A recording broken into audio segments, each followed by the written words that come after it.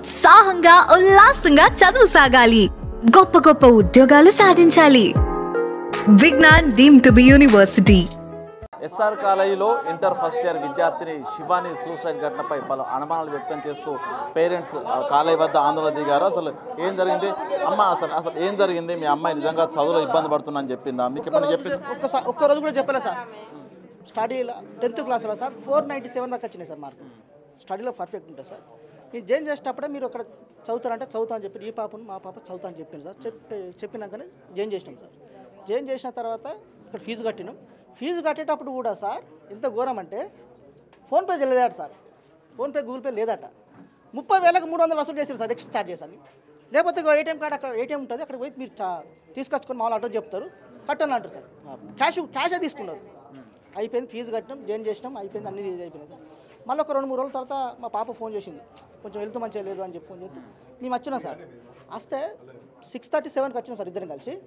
Warden HM principal అయితే ముఖం మీద డోర్ వేసి ఒక వాచ్మెన్ ఉంటాడు, అలా పంపించా ఫస్ట్. అసలు లేదు సార్, మా పాప లేడుతాను, బాధపడతాను సార్, జ్వరం వచ్చిందా సార్ అంటే లేదా వాళ్ళు అట్లా అంటారు, మీరు వాళ్ళని పట్టించుకోవద్దు, మీరు లేమా, మేము బాగా సీరియస్ అయితే మేము ఫోన్ చేస్తాం కదా, మీరు ఎందుకు వచ్చింది ఫోన్ అని చెప్పి సార్ పంపలే. ఒక 1/2 అవర్ మాట్లాడిన తర్వాత పంపించారు సార్. మళ్ళీ తర్వాత 4 రోజుల తర్వాత మళ్ళీ జ్వరం వచ్చింది. జ్వరం వస్తే మళ్ళీ తీసుకుపోయాను. మళ్ళీ 2-3 రోజుల నుంచి మళ్ళీ పంపిన తర్వాత ఈలోపు హోమ్ సిక్ వచ్చింది. ఎప్పుడు మీ ఇంటి హోమ్ సిక్ పోయి ఎప్పుడు తీసుకొచ్చి ఎప్పుడు అడ్మిట్ చేసి మంచిగా ఉందా? అప్పుడు వచ్చి ఏమైనా చెప్పిందా సార్? అప్పుడు బాగుంది. 19వ తారీఖు వచ్చింది సార్. 19వ తారీఖు నుంచి 20వ తారీఖు వరకు హోమ్ సిక్ ఇచ్చారు. హోమ్ సిక్ ఇస్తే ఇప్పుడు బిడ్డ మీరు పోతారా నాన్న అంటే నేను ఫోన్ డాడీ 1st తారీఖు పోతామన్నా. మీ ఇష్టం రా బిడ్డ, 2-3 రోజులకి ఏమవుతుంది లే అని చెప్పాను. ఈ కాలేజ్ నుంచి 2-3 సార్లు ఫోన్ చేశారు, ఎప్పుడు పంపుతారు, ఫీజు కట్టిరా లేదు, మీరు 50% కట్టినట్టున్నది, కట్టకపోతే కట్టండి ఇవన్నీ మాట్లాడితే తీసుకురాగా కట్టాలంటే ఓకే సార్, దాని ఏమన్నా సార్ కడతాం లేండి సార్ అని చెప్పి అన్నాం. తీసుకొచ్చినాం సార్. ఇప్పుడు 1st తారీఖు తీసుకొచ్చి పడగొట్టినాం. అక్కడ 10,000 ఫీజు కట్టినాం, 6 రూపాయలు ఎక్స్ట్రా వసూలు చేసి ఇచ్చేసినాం. అంత అయిపోయింది. మాకు ఐడి కార్డులు కూడా మాకు ఇవ్వలేదు వారు. ఐడి కార్డులు కూడా ఇచ్చారు. మేము వెళ్ళిపోయినాం సార్. తెల్లారి ఇదే సెకండ్ రోజు ఒక రోజు ఉన్నది. ఇలా 3rd రోజు ఫోన్ రాని వచ్చింది. చెప్పారు మీకు సూసైడ్ చేసుకుందని ఎప్పుడు సమాచారం ఇచ్చింది? కరెక్ట్ 8:50 ఫస్ట్ కాల్ వచ్చింది సార్. వచ్చినప్పుడు నేను టిఫిన్ చేస్తున్నా. వచ్చిన తర్వాత సార్ మీ పాప సూసైడ్ అటెంప్ట్ చేసుకున్నది, కొంచెం మీరు ఈ జెమ్జేఎం హాస్పిటల్ తీసుకుపోతున్నాం, మీరు తొందర రండి సార్ అన్నారు. అరే ఎట్లుంది సార్ అని అడినా. వెళ్ళలేదు సార్, మీరు రండి, మీరు వస్తే ఓకే ఉన్నది, మరి ఈ నెంబర్ ఇవ్వదు కానీ నెంబర్ చూపిస్తా, అయితే రండి సార్, మీరు తొందర రండి, ట్రీట్మెంట్ నడుస్తుంది అన్నారు. మళ్ళీ ఒక 10 minutes తర్వాత ఫోన్ చేసి సార్ మీ పాప ఆధార్ కార్డు పంపండి సార్ అన్నారు. అక్కడ మరి అక్కడ ఏం అవసరం ఎట్లున్నదో మరి మీరు ట్రీట్మెంట్ నడుస్తుంది అనుకున్నాను సార్, ప్రామిస్ చెప్తాను. అయితే ఆధార్ కూడా పంపిన. ఆధార్ కార్డు పంపిన తర్వాత ఇప్పుడు మళ్ళీ నాకు ఇప్పుడు డౌట్ వచ్చి మా అన్నయ్య ఫోన్ చేసిన, అన్నయ్య పాపకి ఇట్లా అయిందట, మనం తొందర పోవాలన్నట్టే, రారా మన కార్లో పోదని చెప్పాను. ఆడ పోయి కార్ వచ్చేదాకా వెయిట్ చేసినాం. నాకు 10 తర్వాత ఫోన్ చేసి అలా చేసి నేను చేసిన సార్ ఎట్లున్నా సార్ మా పాప ఎట్లున్నది ఏం చెప్పకపోతే నీకు అవ్వాల్సింది 9 నుంచి ఇప్పటివరకు ఫోన్ లేదు సార్, 10 అయిపోయింది కదా అంటే లేదు సార్ జరిగిపోయింది మీ పాప, ఇప్పుడు మీరు వచ్చి రాండి అని. మీకు అనుమానాలయా లేకపోతే నిజంగా ఆమె ఇబ్బందితో సూసైడ్ టార్చర్ పెట్టినట్టున్నారు సార్. కాలేజీలో టార్చర్ పెట్టారు ఈ 3 రోజులు. అయితే స్టార్టింగ్లో ఏం చెప్పి స్టార్టింగ్ వచ్చినప్పుడు మా పాప ముందర బెంచ్లో కూకుంటుందట. అయితే లేచి ఏమైనా పదే అడిగేసరికి ఇన్సల్ట్ అనిపించింది. డాడీ నన్ను ఒకసారి చెంప మీద కూడా కొట్టింది మేడం, నాకు ఇన్సల్ట్ అనిపించింది అంటే, పోనీ బిడ్డ ఇప్పుడు చదువు చెప్పేది నీ గురువులు నీకోసం అని చెప్తారు, పోనీ బిడ్డ నా దానికి ఏమున్నది, ఇప్పుడు చదువుతా నువ్వే బాగుపడతావు వాళ్ళైతే బాగుపడరు కానీ చెప్పిన తర్వాత పాపను సపరేట్గా ఉన్నది ఉగాది. మరి ఈ 28వ తారీఖు రావాల్సింది 1st తారీఖు అయితే మళ్ళీ లోపల టార్చర్ పెట్టిండ్రా. ఇప్పుడు హాస్టల్ ఏమో అక్కడ ఉంటుంది, ఈ కాలేజ్ ఏమో పైన 3వ ఫ్లోర్లో ఉంటుంది. కాలేజీకి హాస్టల్ దూరం ఉంటుంది, గేట్ ఉంటుంది, పోవాలి. మరి గేట్కు తాళం వేయలేదా, ఈ వార్డెన్ ఉంటుంది చూసుకోలేదా, అసలు ఏంది, ఇవన్నీ డౌట్లు మాకు క్లియర్ కావాలి. మీరు చెప్పమ్మా, నిజంగా సూసైడ్ నోట్ వచ్చింది కదా మమ్మీ అని రాసి, మీ పాప రైటింగ్ రైటింగ్ మా పాప తెలుగు చక్కగా రాయరాదు సార్, మొత్తం ఇంగ్లీషే రాస్తుంది. ఆమె చిన్నప్పటి నుండి ఆమె బుక్ బట్టి ఫస్ట్ నర్సరీ నుండి ఎల్కేజీ నుండి మొత్తం బుక్ చదివేసారు.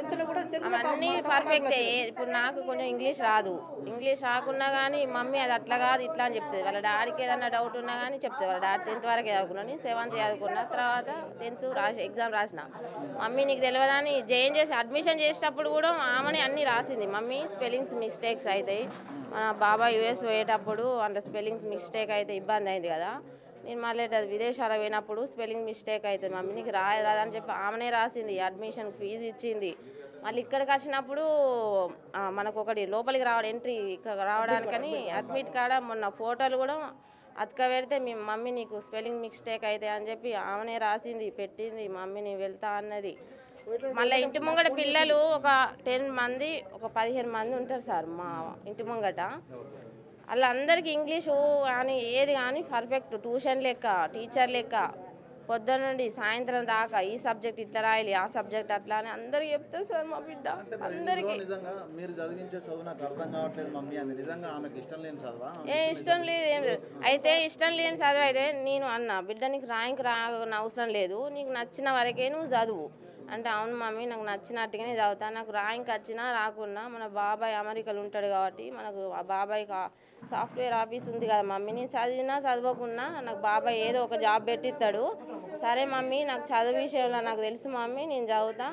డాడీ పొద్దున్నే 4 గంటలకు లేచి పేపర్ వేస్తాడు కదా మమ్మీ, నువ్వు మిషన్ కుడతాను, నాకు గాయంతో తెలియదా మమ్మీ, నాకు ర్యాంక్ రాకున్నా అవసరం లేదు మమ్మీ, నాకు ర్యాంక్ వచ్చినా రాకున్నా బాబాయ్ నాకు ఎట్లో అట్లా జాబ్ స్టడీ చేస్తాడు మమ్మీ, నువ్వు నాకు జాబ్ వచ్చేదాకానే మిషన్ కుడతావు, తర్వాత మిషన్ కుట్టవు మమ్మీ, నాకు జాబ్ వచ్చేదాకానే నీకు ఇబ్బంది మమ్మీ, తర్వాత ఏమి ఇబ్బంది ఉండదు, నువ్వు దేని విషయంలో బాధపడకన్నది. ఫీజు కట్టేటప్పుడు కూడా మరి నీకు ఇష్టం అయితేనే కడతాం నాన్న, లేకపోతే ఇక్కడ ఉండాలి చదువుకుంటావా అని అంటే, మమ్మీ నాకు ఇష్టమే మమ్మీ, నాకు ఇష్టం అయితేనే కదా మమ్మీ నేను పాలిటెక్నిక్ రాత్రి ఎక్కువ వస్తుంది, సిరిసిరి నాకు చిన్నప్పటి ఫ్రెండ్ కదా మమ్మీ, ఇద్దరం కలిసి ఉంటాం చదువుకుంటాం అని అంటే, సరే బిడ్డ మరి నీ ఇష్టం, ఫీజు కాడ పైసల కాడ మాకేం లేదు, సంపాదించేదే మీకు కదా, చెల్లెకు నీకే కదా, నువ్వు ఏడు చదివినా ఎట్లా చదివినా నువ్వు ఏదన్నా తీసుకోవాలన్నా.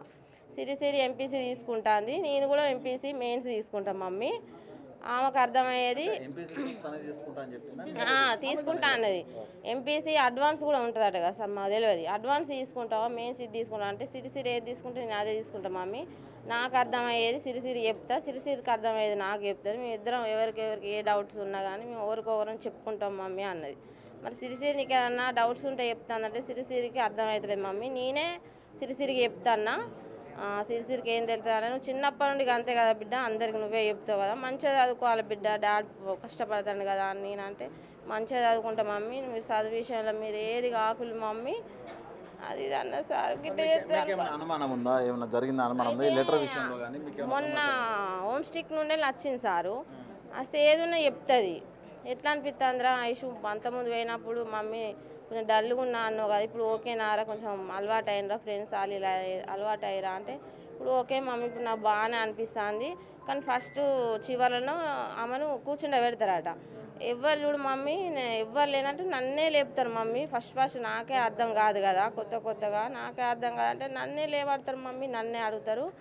నాకు ఓ రోజు భయం అయింది, నాకు అర్థం కాక నేను చెప్పకపోతే ఎవరో చెంపంటే ఏమో కొట్టిల్లాడు సార్, కొడితే మమ్మీ నాకు బతుక బుద్ధి కాలే మమ్మీ, నాకు ఇన్సల్ట్ అనిపించింది. అంటే నేను సర్ది చెప్పిన సారు, వాళ్ళు ఏదైనా ముందు ఉంటే చివర్లు ఉన్న వాళ్ళని గట్లనే లేవాడతారు బిడ్డ, లేవాడితే అర్థమైతే నాకు అర్థమైందని చెప్పు, అర్థం కాకుంటే నాకు ఇప్పుడే కొత్త కదా సారు, నాకు అర్థమవుతలేదని డైరెక్ట్ అనే బిడ్డ, కొత్త కదా కొంచెం వాళ్ళు నీకు ఏది చెప్పినా మంచిగా చెప్తారు సార్లు, చాలా చెప్పిన మాట వినాలే, మీ మంచిగా చెప్తారు కదా అంటే, మమ్మీ చెప్తారు కానీ అర్థమయ్యేటట్టు సార్లు చెప్తలేరు మమ్మీ, టకటక బోర్డు మీద రాసుకుంటూ పోతారట, ఈ మీనింగ్ గిది అనేది చెప్పారట, చక్కగా రాసుకుంటూ పోతారు మమ్మీ, అది మీనింగ్ ఏందన్నది చెప్పరు, ఇట్లా రాసుకుంటూ పోతే ఎట్లా అర్థమవుతుంది మమ్మీ, చక్కగా రాసుకుంటూ పోతారు, మీనింగ్ చెప్పారు, ఏం చెప్పారు, దానికి అర్థమవుతలేదు అంటే రెస్పాన్స్ చేయరు సార్లు, ఏమన్నా అంటే వాళ్ళే చేసుకుంటారు, రాసుకుంటారు, వెళ్తారు, సడన్గా వచ్చి మళ్ళీ తెల్లారి ఈ డౌట్ ఆ డౌట్ అని అంటే నేను ఎట్లా చెప్పాలా మమ్మీ, నాకు డౌట్ క్లియర్ చేస్తేనే కదా నేను నా డౌట్ చెప్తా, కానీ నా డౌట్ క్లియర్ అయ్యింది, నేను డౌట్ ఎట్లా చెప్పాలా మమ్మీ, మళ్ళీ నాదే తప్పు ఉన్నట్టు నన్ను అట్లా అంటే నాకు ఇన్సల్ట్ అనిపించలేదు మమ్మీ, నాకు ఇన్సల్ట్ అనిపించింది మమ్మీ అని అన్నది. అంటే ఈ విషయం లోపల మీ కాలేజ్ ఏమైనా ఫీజు కట్టించుకున్నా అంటే మాట్లాడేది కదా, ఈ విషయంలో మీకు ఏమైనా సమాధానం చెప్పారా, మీ అమ్మాయి ఇట్లా చనిపోయింది ఇదే కారణం అని చెప్పి సమాధానం చెప్పారా? ఏం చెప్పలేదు సార్, పొద్దున మేము టిఫిన్ చేస్తున్నాం, టిఫిన్ చేస్తా అంటే మీ అమ్మాయికి ఇట్లా అయింది హాస్పిటల్కి తీసుకుపోతున్నా అని నాకు ఫోన్ చేసారు, ఫోన్ చేసిన వాళ్ళే ఇమ్మీడియట్గా తొందర రావాలని అన్న వాళ్ళే సరే సార్ అని మేము వస్తున్నాం, మళ్ళీ వెంటనే మళ్ళీ కొంచెం అయినాక ఫోన్ చేసి ఆధార్ కార్డు కావాలని మళ్ళీ నాకు ఫోన్ చేసారు మేడం, ఫోన్ చేసి ఏమైంది మేడం మా అమ్మాయి మాట్లాడుతుందా, ఎట్లుంది, కొంచెం పర్వాలేదా, మీరు తొందరనే చూసిండ్రా, మరి లేట్గా చూసిండ్రా అంటే, తొందరనే చూసినాం మేడం, ఓకే పర్వాలేదు మీరు రాండి అని అన్నది.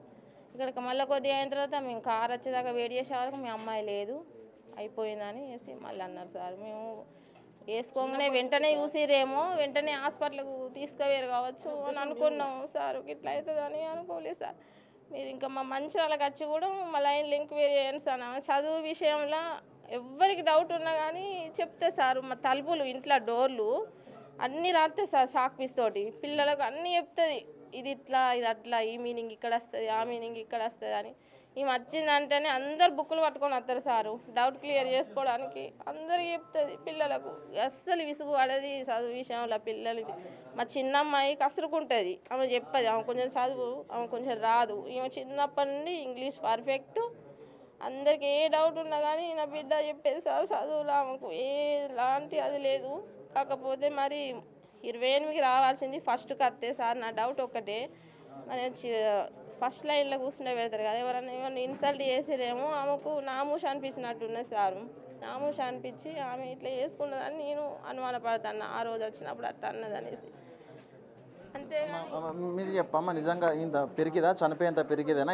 ఏమనిపిస్తుంది? ఏం కాదు, పిరికిది ఏం కాదు సారు. పిరికిది కాదు, మంచిగా రాస్తుంది, మంచిగా చెప్పుతుంది. మా నానమ్మ పోతన్నా అని నవ్వుకుంటూ వచ్చింది నా బిడ్డ. నవ్వుకుంటూ వచ్చింది. ఆమె రానన్నట్ట అంటే నేను పోనా నాను. నా బిడ్డకు చదువు మీద ఉండే చదువుకుంటా నేను మంచిగా పవిత్రాలు అవుతా. నా బాబాయి నాకు బలం ఉన్నాడు. నా కొడుకు అమెరికాలో ఉంటాడు.